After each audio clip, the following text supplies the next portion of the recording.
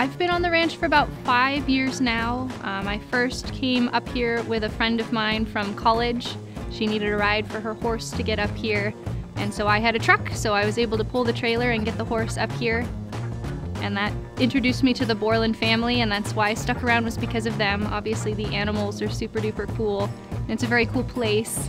But mostly it was the Borland family that got me to stay. They're just awesome people and very welcoming. It's really a passion of mine, is riding horses, and so when I get to share that, the people that I love, it's been a really, really fun time and really exciting for me.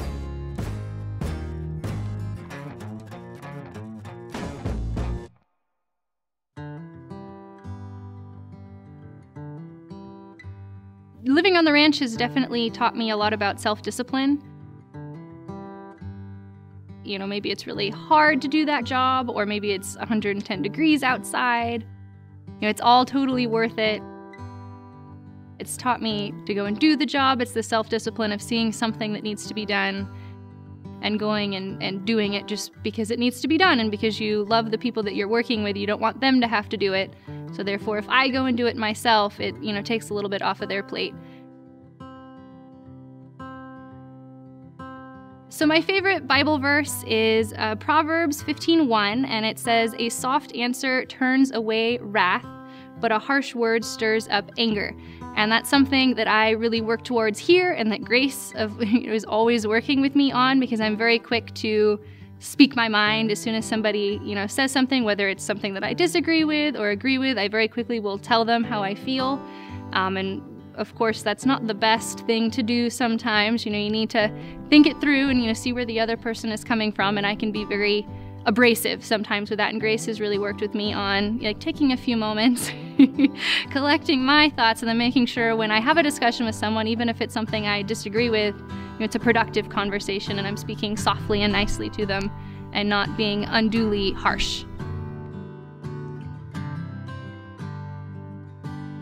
My favorite part about living on the ranch has probably been being able to live really closely to my animals.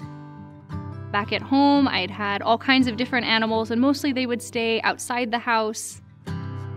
But especially my horse, living in Los Angeles, that was never an animal that came anywhere near my house. So since Dillon had been so far away from my house, maybe it was only 20 minutes, but that's still out of my day of working and going to school, being a student. I'd only been able to visit him for maybe an hour a day, maybe 2 if I was very, very lucky. So the time that we had to bond with each other, was very shortened. I wanted to ride with a lot of that time, so your horses can start to see you as someone who you show up and you make me exercise and then you leave. And that's not quite the relationship I wanted to go for. I wanted more time to sit and hang out with my horse and just be around him. And so being able to be here, every, day, I'm able to go out there and give him a treat or give him a little scratch or just check in and see how he's doing, because I know he's well taken care of, just because the Borland family's awesome and because I've got my eyes right on him here.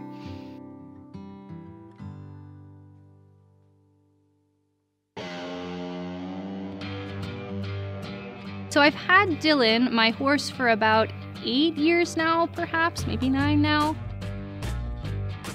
I purchased him from a trainer who I was taking lessons with. She had him on consignment. She was looking to sell him. And through our lessons together, she let me ride him just because he needed to be out and be ridden, and I just absolutely fell in love. He and I's personality really meshes. He's very athletic. I like an athletic horse, but he's also got a brain on him. He's not just running mindlessly, like a crazy person, really hard to handle. He thinks about what he does, and I always feel like he's putting my safety first. He did used to be a racehorse. He raced 7 or 8 times. He came in 2nd place like twice. So he wasn't any kind of a crazy winner, but he did pretty well for himself. He still definitely has that athleticism. We love to race up the hill here at the ranch. We've got this really steep hill that we all run up, and he's always in the front. Like we always win. We can beat out those really old horses here on the ranch. But otherwise, they're just, tons of fun to go, galloping about back here, and also be able to ride him on our guest trail rides. So while I'm at work, he can be working with me. So not only am I just, I'm not just getting him out and making him exercise and running around in circles, I'm actually bringing him to work with me, and he's my working companion, which has been a lot of fun and a completely different relationship than what we had before coming to the ranch.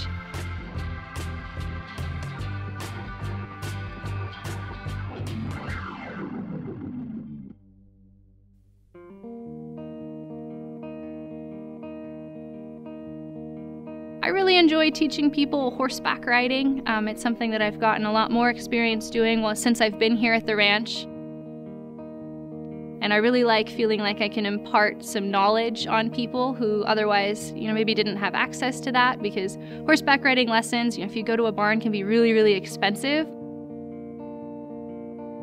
So when people come out here and they put the time into helping us, cleaning stalls and taking care of our animals and working here with us, the interns that come out do gain a lot of knowledge from that, just doing the work with us. But I also want them to feel like they furthered their horseback riding and could further their horseback riding career by coming here and helping us out, and that they're gaining something through that, and that they're going to leave, a more productive rider and a better rider that could go to a barn outside of the ranch and fit right in and do some riding at home when they can't be here.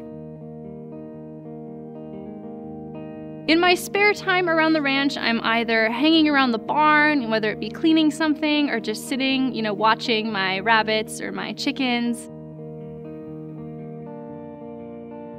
I love getting a book and going and sitting, with my rabbit, or even just sitting there and leaving my phone somewhere else and just watching. Chickens are some of the most fun animals to just stare at. If you sit for an hour and watch a group of chickens, you will see them do some of the craziest things and make some of the weirdest noises. And I find that super interesting, and it really helps me feel like I know the different personalities of my animals. Watching them interact with one another, with their environment, just seeing, what do you get up to for an hour? Because we're normally moving so fast here.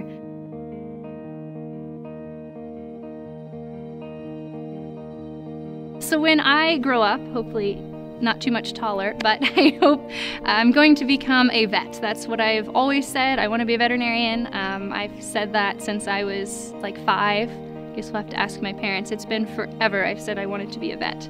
Which is why, when I wanted all these animals growing up, my dad was constantly chasing me around like, no, we cannot have rats, we cannot have snakes, we can't. And I ended up with all of them, because I would just bring them home and be like, well, I don't know where else to put it. It's here now. Can I keep it? Please? And that's also how I ended up with Dillon. So all of my animals have been kind of snuck in through the back door for my poor father and my mother. But they've really supported me well in that, just because that's always been my goal, is to be a veterinarian and help animals.